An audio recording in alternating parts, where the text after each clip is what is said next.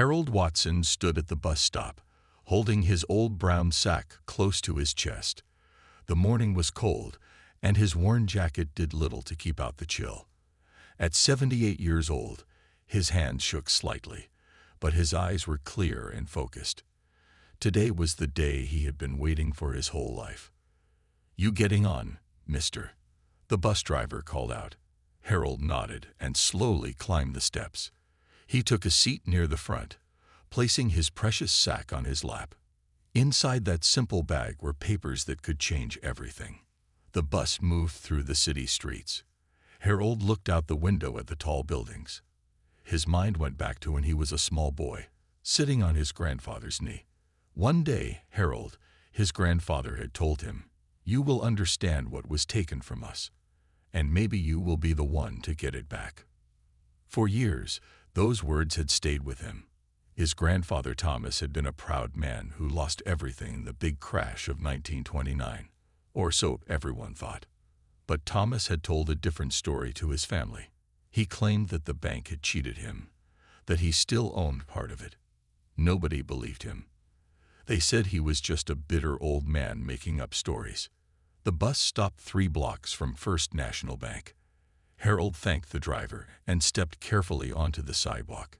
His legs weren't what they used to be, but today he felt stronger. He walked slowly but with purpose. People rushed past him on the busy street, young men and women in nice suits with their coffee cups and cell phones. None of them noticed the old man in the worn clothes carrying a dirty sack. That was okay with Harold. Being invisible had its advantages sometimes. As he walked, Harold remembered the day he found the papers. It was 5 years ago, when he was cleaning out his father's house after he died. In an old box in the attic, underneath photo albums and Christmas cards, was a folder marked Father's Bank Papers. Inside were stock certificates, letters, and legal documents dating back to 1892. Harold had taken the papers to a lawyer friend who looked them over with wide eyes. "Harold," the lawyer had said, "if these are real, you might own a piece of First National." A big piece. It had taken 5 years of research, saving money for legal fees, and tracking down records. 5 years of being told he was wasting his time. His own children thought he was chasing fairy tales. "Dad, even if great-grandpa did own part of the bank once, it's gone now." "Let it go," they said. But Harold couldn't let it go. Not after seeing the proof with his own eyes. Not after promising his late wife Martha that he would set things right before he joined her. The bank building came into view. It was massive, with gleaming glass windows and stone columns. People streamed in and out through the revolving doors. Harold stopped across the street and looked up at the sign. First National Bank, EST, 1892. The same year his grandfather had put his life savings into helping start this place. Harold took a deep breath and patted the sack. Inside were the original stock certificates showing Thomas Watson owned 15% of the bank at its founding. There were letters from the bank's first president thanking Thomas for his investment. And most importantly, there was proof that those shares had never been sold or transferred legally. Harold crossed the street and walked up the stone steps. His heart beat faster as he pushed through the revolving door into the cool, marble-floored lobby. Tellers worked behind counters. Security guards stood at their posts. People waited in lines. No one noticed him yet, but they would. Harold Watson adjusted his old cap, gripped his sack tighter, and walked toward the center of the bank floor. Harold stood in the middle of the bank's busy lobby. The place smelled of floor polish and money. Bright lights shone from the high ceiling. People moved around him like water around a rock in a stream. For a moment, he felt small. The bank was so big, so fancy. Maybe his children were right. Maybe this was a fool's errand. He thought about turning around and walking out the door. No one would even notice. But then he touched the sack again and felt the papers inside. His grandfather's face came to his mind. Thomas Watson had been a good man who worked hard all his life. He deserved justice, even after all these years. Harold walked up to a young woman at the information desk. She had bright red hair and was typing on a computer. Her name tag said Jessica. "Excuse me, miss," Harold said. Jessica looked up and put on a polite smile. "Yes, sir. How can I help you today? I need to speak to the manager of this bank. It's very important." Jessica looked Harold up and down. She saw an old man in a worn jacket and scuffed shoes. His hands were rough from years of hard work. The dirty sack he clutched didn't inspire confidence. "Do you have an appointment, sir?" she asked. "No," Harold admitted. "But when they hear what I have to say, they'll want to talk to me." Jessica sighed. "Sir, the manager is very busy. If you'd like to make an appointment." "I own part of this bank," Harold said loudly. "And I can prove it." Jessica's eyes widened. A man in a suit standing nearby turned to look. Harold hadn't meant to speak so loudly, but now that he had, he stood up straighter. "I need to see the manager right away," he said again. Jessica picked up her phone and whispered into it. She kept glancing at Harold, as if he might do something strange. Harold just stood there patiently, holding his sack. More people were looking now. A security guard moved closer, watching Harold carefully. Some customers in line were whispering and pointing. Harold heard someone laugh. "The old man thinks he owns the bank," a young man in an expensive suit said to his friend. They both chuckled. Harold didn't mind. Let them laugh. Soon, they would know the truth. After a few minutes, a tall woman in a navy blue suit walked briskly across the lobby toward Harold. She had short black hair and a serious face. "Good morning," she said. "I'm Susan Chen, the branch manager. I understand you wanted to speak with me." Harold nodded. "Yes, Mom. My name is Harold Watson. My grandfather was Thomas Watson. He helped start this bank in 1892. Susan's smile stayed in place, but her eyes showed she was just being polite. She had dealt with many strange people in her job. "That's interesting, Mr. Watson. Why don't we talk in my office?" She pointed toward a glass door at the side of the lobby. Harold followed her, aware of all the eyes watching him. The security guard followed a few steps behind. Harold heard more whispers and laughs. Crazy old man. Probably confused. Should be in a home. Susan's office was small but nice, with a big desk and comfortable chairs. She closed the door and sat down, pointing to a chair for Harold. "Now, Mr. Watson, how can I help you today?" Her voice was kind but had a tone that suggested she was humoring him. Harold placed his sack on her desk. "My grandfather owned 15% of this bank when it opened. Those shares were never sold or given away. They still belong to my family. To me." Susan's smile faded a little. "That's quite a claim, Mr. Watson." "It's not a claim. It's the truth." Harold opened his sack and began to pull out the papers. "And I have proof right here." Susan leaned forward, suddenly more interested. The first document Harold laid on her desk was yellow with age. At the top, in fancy old writing, were the words "Certificate of Shares, First National Bank," with the date May 15, 1892. "I think," Harold said calmly, "that you might want to call your lawyers now." Susan Chen stared at the old yellow paper on her desk. Her fingers hovered over it, not quite touching the fragile document. "May I?" she asked. Harold nodded. "Careful. It's very old." Susan gently picked up the share certificate. She studied the fancy writing, the official stamps, and the signatures at the bottom. One signature belonged to William Foster, the bank's founder. She had seen his signature before in the bank's history display. "This looks real," she admitted. Her voice had changed. The kind but dismissive tone was gone. "It is real," Harold said. He pulled out more papers from his sack. "And there's more. Here are letters from William Foster to my grandfather. Here are bank records showing his investment. And here," he placed another document on the desk, "is proof that these shares were never sold or transferred to anyone else." Susan looked at the growing pile of papers. Her face turned serious. She picked up her phone and pressed a button. This is Susan Chen. I need Mr. Grayson from legal to come to my office right away. Yes, it's urgent. She hung up and looked at Harold with new eyes. Mr. Watson, these documents appear to be authentic. But our bank has changed many times since 1892. There have been mergers, name changes, restructuring. I know all about that, Harold said. I've spent 5 years researching everything.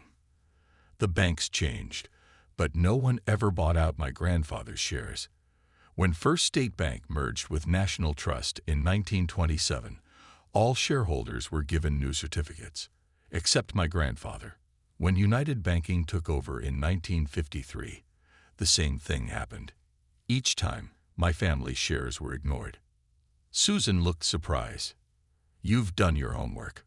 My father tried to fix this in the 1970s, but no one would listen to him. He gave up. I promised myself I wouldn't. A knock came at the door. A tall man with gray hair and glasses entered. He wore an expensive suit and carried a leather briefcase. You needed me, Susan? He asked. Then he noticed Harold and the papers on the desk. What's this? Richard, this is Mr. Harold Watson. He claims his grandfather was Thomas Watson, one of our bank's original investors in 1892. These are his documents. Richard Grayson's eyebrows went up. He set his briefcase down and reached for the share certificate. May I? He asked Harold, who nodded. Richard studied the certificate carefully. Then he looked at the other papers.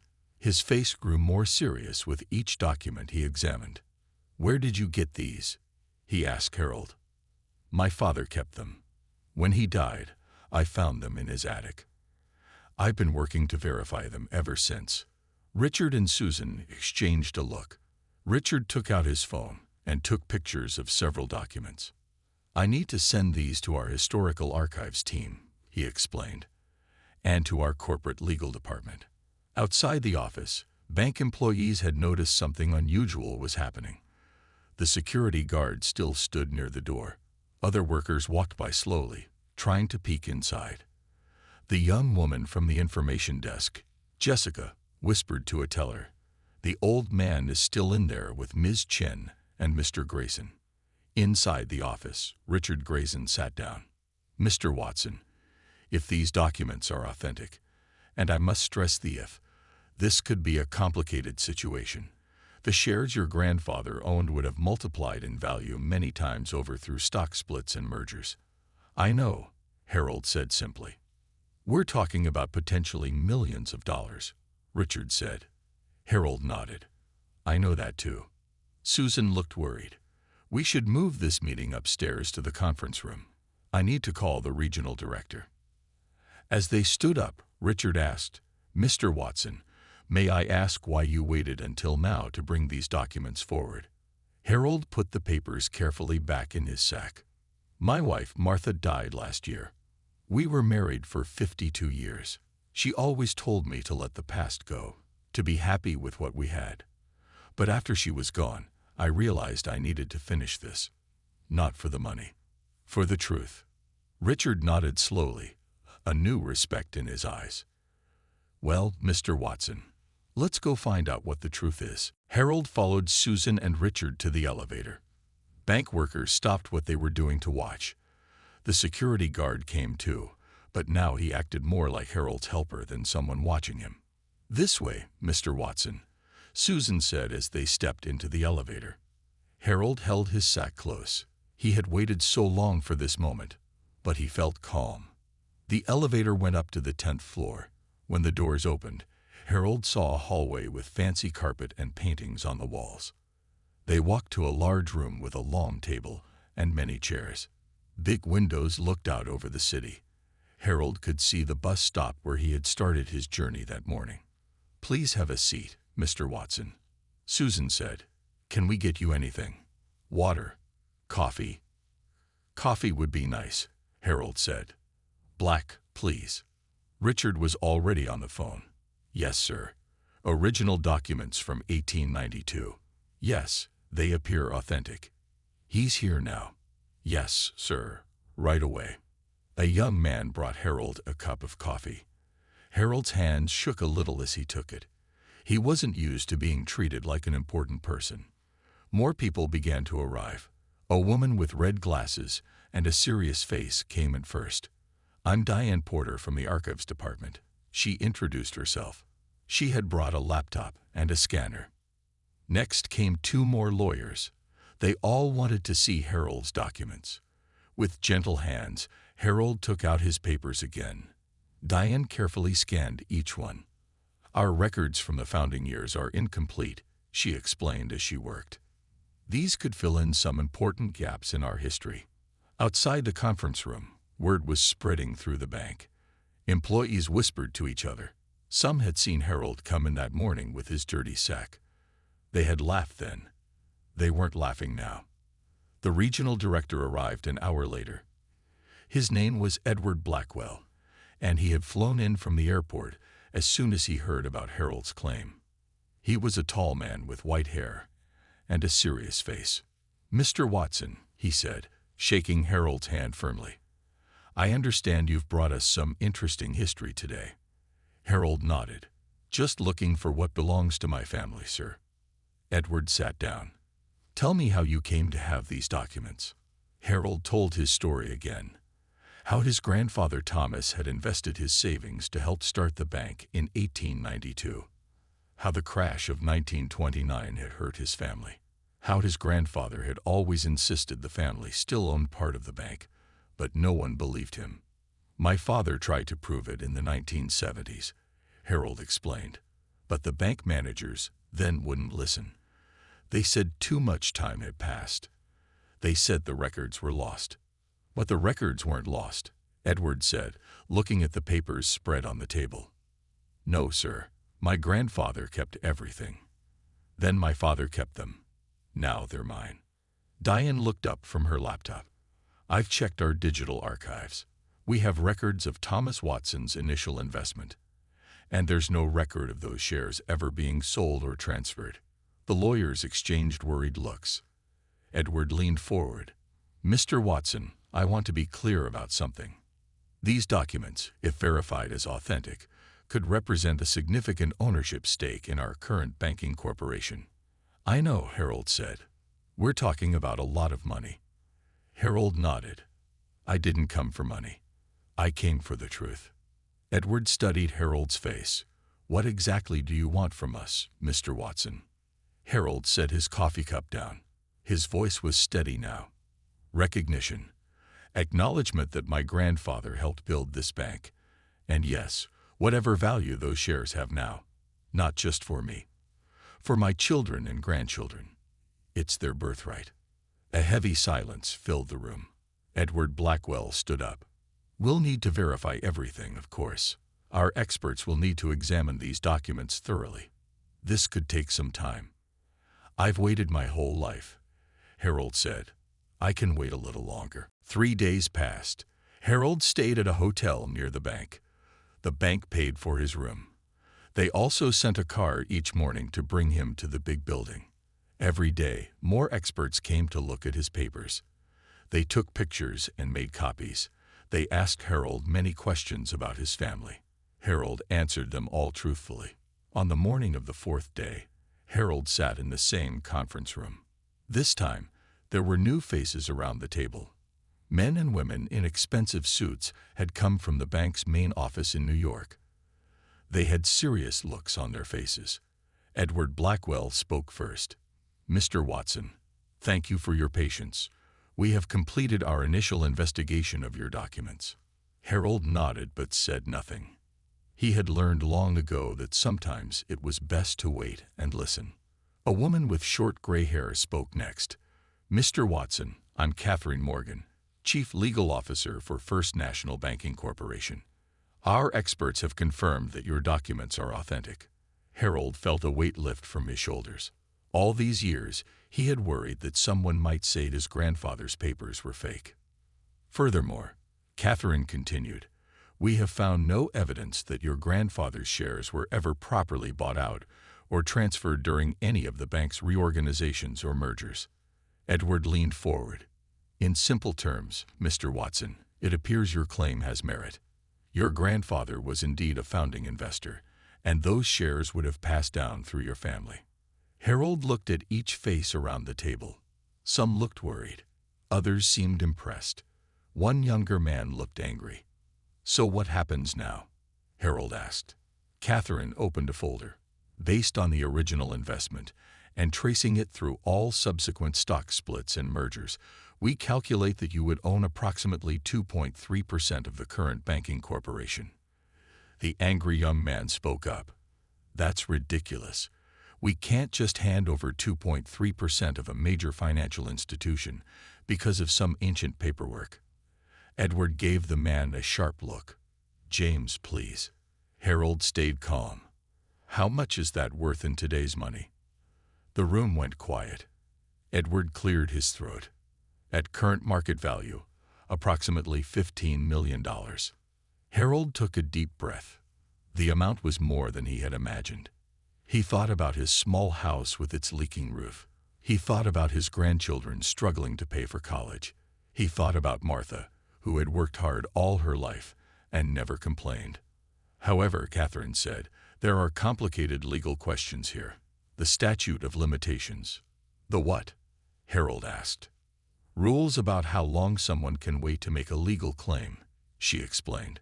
"Some might argue that your family waited too long." Harold shook his head. "My grandfather tried. My father tried. Now I'm trying. We never gave up or agreed to anything." Edward spoke again. "Mr. Watson, we would like to propose a settlement." "A settlement?" "Yes. Rather than entering a long legal battle that could take years, we would like to resolve this matter quickly and fairly." Catherine slid a paper across the table. "We are prepared to offer you $8 million. In exchange, you would transfer any claim to ownership to the bank." $8 million. Harold could hardly believe it. With that money, he could fix his house, help his children, set up college funds for his grandchildren, donate to the church that had helped him when times were hard. But was it fair? Was it what his grandfather deserved? The angry man, James, spoke again. "It's an extremely generous offer, considering the circumstances." Harold looked at the paper, then back at the faces around the table. "I need time to think," he said, "and I need to talk to my family." Edward nodded. "Of course, we can give you 48 hours to consider our offer." As Harold stood to leave, Catherine said, "Mr. Watson, whatever you decide, I want you to know that we are grateful for your grandfather's contribution to the founding of this institution. Without investors like him, we wouldn't be here today." For the first time in days, Harold smiled. At last, someone had acknowledged his grandfather's importance. That alone meant something. Harold went back to his hotel room and sat on the bed. $8 million. The number kept spinning in his head. He had never thought about having that much money. He picked up the phone and called his son Robert. "Dad, is everything okay?" Robert sounded worried. Harold didn't usually call in the middle of a workday. "I'm fine, son, but I need you and your sister to come to the city. There's something important we need to talk about." "What's going on, Dad? Are you in trouble?" Harold smiled. "No trouble. Just come, and bring Sarah with you." That evening, Robert and Sarah sat in Harold's hotel room, shocked by what their father had told them. They had always thought their grandfather's stories about owning part of the bank were just tall tales. $8 million, Sarah said. She was a school teacher with 3 children. Her husband had lost his job last year. It's a lot of money," Harold finished for her. Robert looked suspicious. "And all you have to do is sign some papers." "What's the catch?" "No catch," Harold said. "The bank admits that Grandpa Thomas's shares were never properly bought out. They're offering a settlement to avoid a long legal fight." "But Dad," Robert said, leaning forward, "if you really own 2.3% of the bank, and that's worth $15 million, why would you accept 8? Harold had been thinking about that all day. "The lawyers say there could be problems with how long it's been. They mentioned something called a statute of limitations." Sarah, who was always practical, asked, "What happens if you don't take the offer?" "Then we might have to go to court. It could take years." "I might not." Harold didn't finish, but his children understood. At 78, Harold might not live to see the end of a long legal battle. "Take the money, Dad," Sarah said. "It's more than enough." Robert wasn't so sure. "I think we should talk to our own lawyer first. Someone not connected to the bank." Harold nodded. "That's smart, son." The next morning, Harold met with a lawyer named Michael Lee. Michael was young, but had a good reputation. He listened carefully to Harold's story and looked at copies of the documents. "Mr. Watson, your claim appears solid," Michael said. "But the bank is right about one thing. There could be issues with how much time has passed. Courts don't always like claims that go back over 100 years. So I should take the $8 million, Harold asked. Michael thought for a moment. "Let me make a call first." Harold and his children waited while Michael stepped out of the room. When he came back, he was smiling. "I just spoke to a colleague who specializes in corporate law. He thinks we can push for more, given the strength of your case. The bank clearly doesn't want this to go to court. Bad publicity." "What do you suggest?" Harold asked. "Counter-offer. Ask for $12 million. He'll probably meet you somewhere in the middle." Robert looked excited. "That sounds right, Dad." Harold wasn't sure. "It's not just about the money." "What else do you want?" Michael asked. Harold thought about his grandfather. "Recognition. I want the bank to put up a plaque or something in the lobby. Something that tells people that Thomas Watson helped build this bank." Michael wrote that down. "Anything else?" Harold looked at his children. "I want to set up college funds for all the grandkids, and I want some money to go to the community center in our town. They need a new roof." Sarah had tears in her eyes. "Oh, Dad." "And one more thing," Harold said. "I want the bank to create a small scholarship fund in Thomas Watson's name for kids who want to study business but don't have the money." Michael nodded. "I'll put it all in the counter-proposal. We'll send it over this afternoon." As they left the lawyer's office, Robert put his arm around his father's shoulders. "You know, Dad, when you first told us about this bank thing, I thought you were wasting your time." Harold smiled. "I know, son. I should have believed in you. I'm sorry." "No need to be sorry. The truth has a way of coming out, sooner or later." 2 days later, Harold sat in the large conference room again. This time, Michael Lee sat beside him. Robert and Sarah waited in a small office down the hall. Harold felt stronger with his family and his own lawyer with him. Edward Blackwell looked tired. Next to him, Catherine Morgan shuffled papers. The angry young man, James, was not there today. "Mr. Watson," Edward began, "we've reviewed your counter-proposal. I must say, it was unexpected." Harold said nothing. Michael had told him to let the bank speak first. Catherine spoke up. "The financial request of $12 million is significantly higher than our offer. And the other requests," Edward added, "the plaque, the scholarship fund, these are unusual." Michael Lee leaned forward. "My client feels strongly that his grandfather's contribution should be recognized. The scholarship fund would be a fitting tribute to a founding investor." Edward and Catherine exchanged looks. Edward sighed. "Mr. Watson, we've discussed your proposals with the board of directors. They have authorized me to make a final offer." Harold felt his heart beat faster.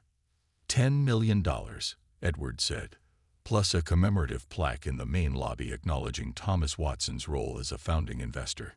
Catherine added, "We would also be willing to establish a modest scholarship fund in your grandfather's name, perhaps $50,000 per year." Michael wrote these numbers down. He looked at Harold, who nodded slightly. "And what about public recognition?" Michael asked. "My client's story is remarkable. A wrong being made right after all these years." Edward shook his head. "We prefer to handle this matter privately. The settlement would include a confidentiality agreement." Harold frowned. You mean I couldn't tell people what happened? You could tell your immediate family, of course, Catherine explained. But there would be no press releases, no interviews. Harold didn't like that. His grandfather's story deserved to be told. Michael sensed his client's hesitation. We'll need to discuss the confidentiality clause. Perhaps a limited statement could be released. Edward looked uncomfortable, but nodded. We can work on the wording together. And the commemorative plaque? Harold asked. What would it say? Catherine smiled for the first time. We thought you might want to help write it, Mr. Watson. Harold felt a lump in his throat. That would mean a lot to him. One more thing, Harold said. The local community center in my town needs a new roof. It would cost about $100,000. Edward raised his eyebrows, but then his face softened. I think we can add that to the settlement, Mr. Watson. Michael and Harold exchanged glances. The bank was meeting almost all their requests. We'll need time to review the final offer, Michael said. Of course, Edward replied. But we would like to resolve this matter by the end of the week if possible. After the meeting, Harold, Michael, Robert, and Sarah went to a small restaurant near the hotel. They sat at a quiet table in the corner. $10 million, Dad, Sarah said, still in shock. Plus the plaque and the scholarship fund, and the community center roof. Robert shook his head in amazement. It's more than we ever dreamed possible. Michael was pleased too. They're eager to settle quickly. That worked in our favor. Harold was quiet, thinking. Dad. Sarah touched his hand. Are you okay with this? Harold looked at his children. When I was a boy, your great-grandfather used to tell me that someday the truth would come out. He said the bank would have to admit what they did. And now they have, Robert said. Harold nodded slowly. Yes, after all these years. So we'll accept their offer? Michael asked. Harold thought about Martha. She would have told him to take the money and be happy. To focus on the future, not the past. Yes, Harold finally said. We'll accept. But I want to help write that plaque. I want my grandfather's story told right. Sarah squeezed his hand. It will be, Dad. Thanks to you. 1 week later, Harold stood in the main lobby of First National Bank. He wore a new suit that Robert had helped him buy. His shoes were shiny. His white hair was neatly combed. He no longer looked like the old man with a dirty sack who had walked in here 2 weeks ago. Today was a special day. The bank had organized a small private ceremony to unveil the plaque honoring Thomas Watson. Though the public story was simple, that the bank was recognizing a forgotten founding investor, those who worked at the bank knew the real story. They knew about the old man who had come in with his sack of papers and changed everything. Edward Blackwell stood next to Harold. Catherine Morgan was there too, along with several board members. Robert and Sarah had brought their families. Harold's grandchildren were dressed in their Sunday best. Ready, Mr. Watson? Edward asked.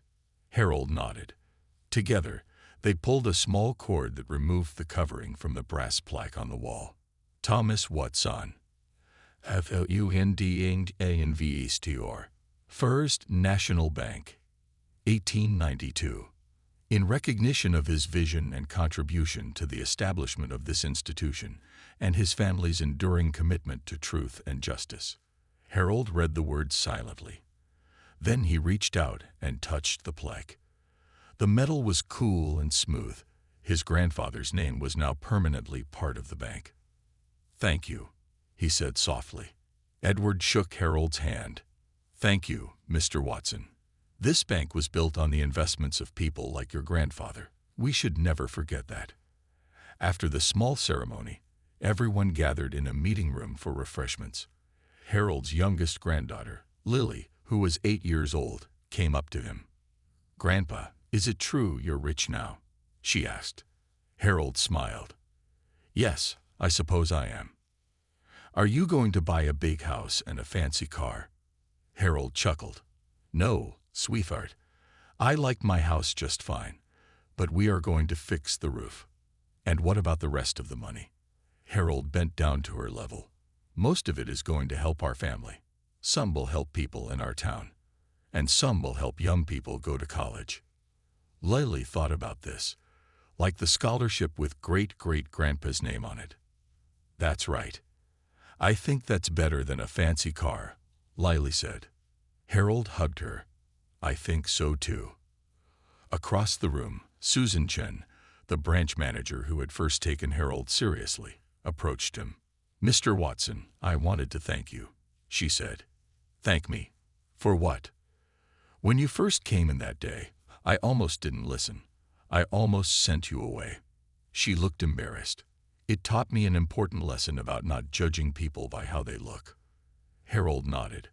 We all make mistakes, Ms. Chen. What matters is that you did listen. Later that afternoon, Harold visited the bank's archives with Diane Porter, the woman with the red glasses. She had helped verify his documents.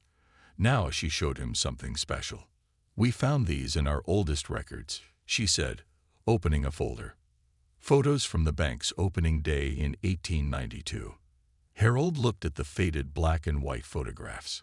Men in old-fashioned suits stood proudly in front of a small building. Diane pointed to one man in the second row. Based on other photos we found, we believe this is Thomas Watson. Harold's hands trembled as he took the photograph.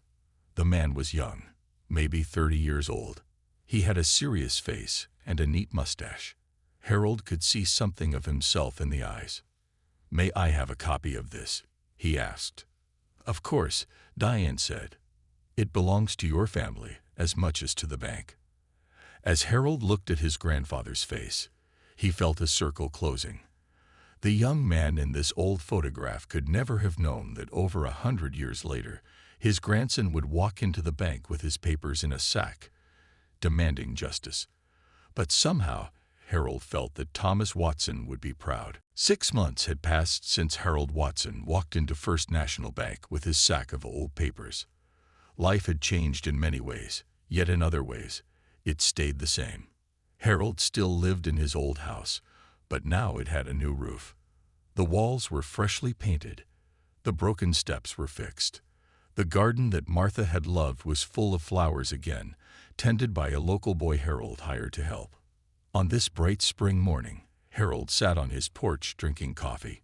He watched as cars began arriving. First came Robert and his family.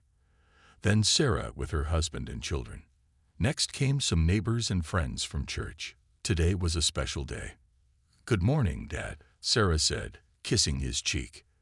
Ready for the big event? Harold nodded. Just finishing my coffee. Today was the opening of the new Thomas Watson Community Center. The old community center with its leaky roof was gone. In its place stood a beautiful new building, paid for by part of Harold's settlement money. At 11 o'clock, Harold stood in front of a small crowd. Next to him was the mayor of the town, a woman named Betty Collins who had known Harold for 30 years. Today, we are proud to open this new center that will serve our community for generations to come, Mayor Collins said.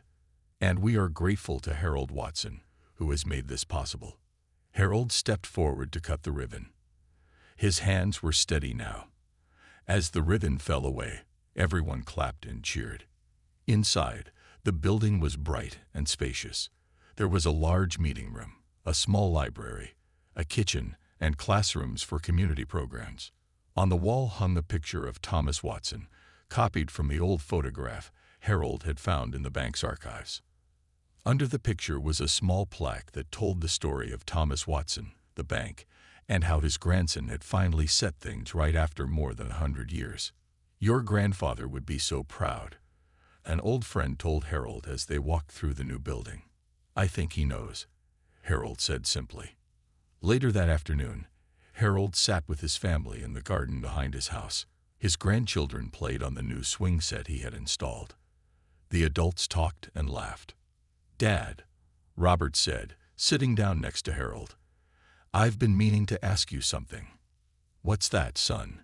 The bank offered you $10 million, but you only spent a small part of it. The community center, our college funds, the house repairs. What about the rest? Harold smiled. I've taken care of it." "What do you mean?" Harold explained that he had set up a trust with most of the money. "Part of it will help people in our town who need it. Part will add to the Thomas Watson Scholarship Fund. And the rest will make sure our family is taken care of for generations. Just like Grandpa Thomas wanted," Robert said, understanding now. "Yes," Harold nodded. "Not to make us rich, but to make sure we're secure." As the sun began to set, Harold looked around at his family. He thought about the journey that had started with a sack of old papers. He thought about the bank workers who had laughed at him, then regretted it. He thought about his grandfather, who had never given up hope that the truth would come out someday. Harold's youngest granddaughter, Lily, came and sat on his knee. "Grandpa, tell me the story again," she said, "about how you walked into the bank with your old sack." Harold smiled and pulled her close. "Well, it started on a morning just like any other," he began. "I got on the bus with my sack full of old papers." As Harold told the story, he knew it would live on long after he was gone. His grandchildren would tell it to their children. The town would remember it. Even the bank would remember every time someone looked at Thomas Watson's plaque in the lobby. Some stories were too important to forget. And this one had taught everyone an important lesson. Never judge an old man with a sack until you know what's inside it.